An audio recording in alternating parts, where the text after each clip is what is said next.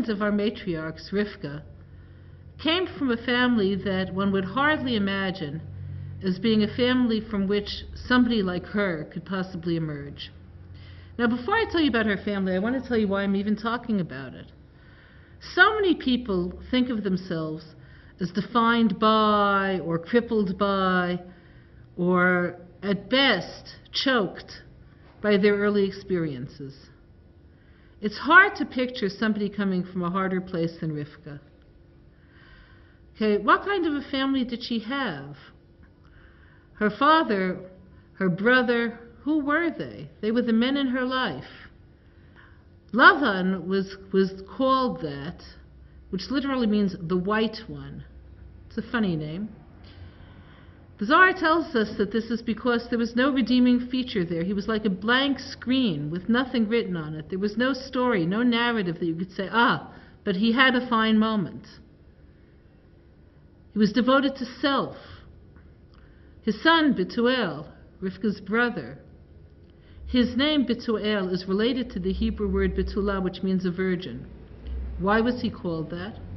He reached a point of promiscuous, lustful behavior where his idea of a victory was seducing a woman who had never been with a man, an innocent woman, and taking her virginity so he could add one more point to his list of credits, so to speak.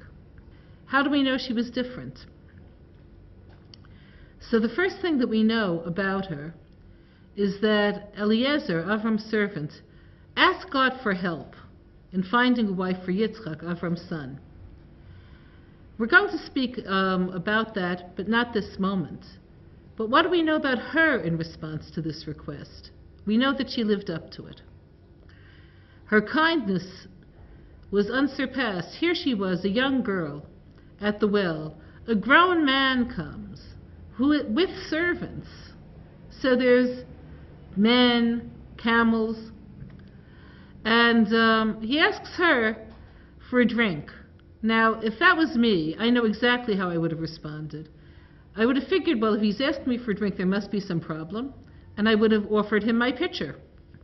And I would say, sir, I live up on the hill. You could use my pitcher as long as you want.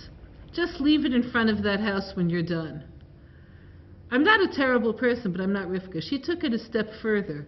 She realized that there's more going on than the rational eye is seeing here. He must be in a different kind of a need. So she not only gave water to him, but to the camels. Okay, that's an isolated act of kindness. Why am I contrasting this to our entire family life? So the reason is that there's an axiom that works pretty well. Promiscuity and cruelty always come together. Why?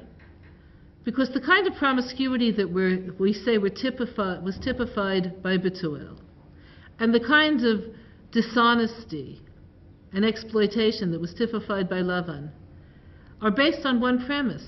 The other person is an object. The other person is there for me to take whatever I can from them. Kindness takes you to the complete opposite end of the spectrum. The other person is there for me to discover, for me to learn from, for me to help. So Rivka had to move herself from one end of the spectrum to the other end of the spectrum. And she did it on her own. There was nobody who she could turn to for example. So what does that tell us about ourselves? It tells us that every one of us could make choices that take us above and beyond our environment. Rivka later married Yitzchak. In the course of their marriage, they had children, one of whom was Yaakov, the one from whom all 12 tribes come, from whom the Jewish people were built.